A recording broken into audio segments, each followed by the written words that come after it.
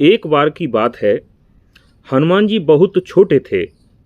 उनकी माता अंजनी हनुमान जी को आश्रम में छोड़कर फल लेने के लिए वन में चली गईं।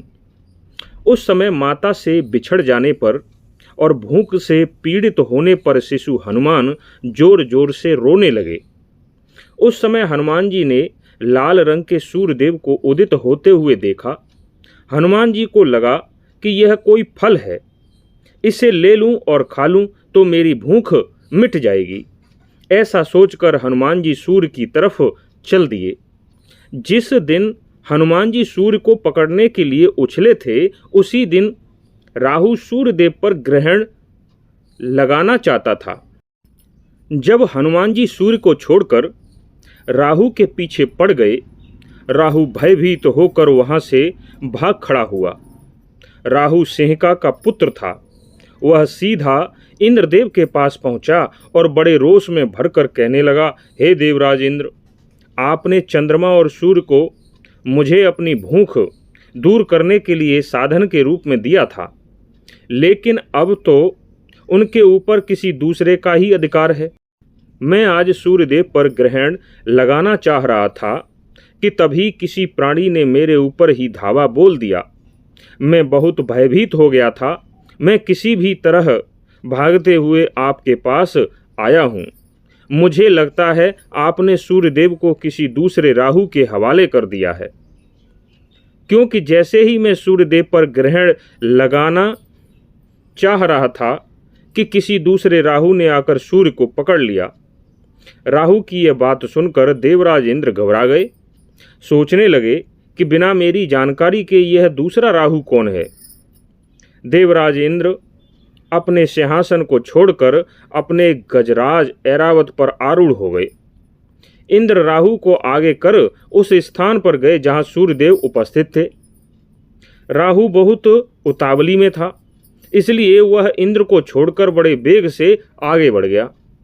दौड़ते हुए राहु को हनुमान जी ने देख लिया। बालक हनुमान सूर्य को छोड़कर राहु को पकड़ने के लिए उसकी तरफ दौड़े। राहु ने देखा कि यह तो सूर्य को छोड़कर मेरी तरफ ही आ रहा है। यह देखकर राहु भागने लगा। भागते भागते राहु इंद्र के पास फिर पहुंचा, जिन्हें वह पीछे छोड़ आया था। राहु भय के मारे कांप रहा था। देवराज इंद्र ने कहा, डरो मत, मैं इस आक्रमणकारी को अभी मार डालूंगा। अब राहु अपनी जान बचाता हुआ इंद्र के पीछे हो गया। आगे इंद्र, पीछे राहु। अब हनुमान जी ने ऐरावत को देखा।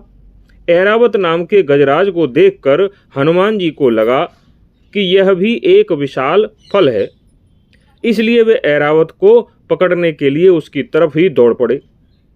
अपनी तरफ आते हुए देखकर इंद्र को हनुमान जी पर बड़ा क्रोध आया, और जैसे ही हनुमान जी इंद्र के निकट पहुंचे कि इंद्र ने अपने वज्र से उन पर प्रहार कर दिया। इंद्र के वज्र की चोट खाकर हनुमान जी एक पहाड़ पर गिर गए। गिरते समय उनकी बाईं ठोड़ी टूट गई। तब जाकर राहु की जान बची। फिर जब वायुदेव ने देखा कि इंद्र ने मेरे पुत्र पर वज्र का प्रहार किया है, जिसके कारण वह पृथ्वी पर गिर पड़ा है, यह देखकर वायुदेव कुपित हो गए। तीनों लोकों में वायु का संकट छा गया। तब ब्रह्मा जी के कहने से सभी देवताओं ने हनुमान जी को अनेक वरदान दिए। इंद्र ने भी केसरी नंदन वायुपुत्र का नाम हनुमान रख दिया।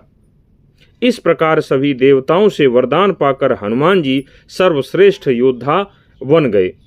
बल और पराक्रम में उनके समान दूसरा कोई नहीं था। उनकी बाईं ठोड़ी में चोट लगने के कारण ही इंद्र ने उन्हें हनुमान के नाम से पुकारा था। धन्यवाद।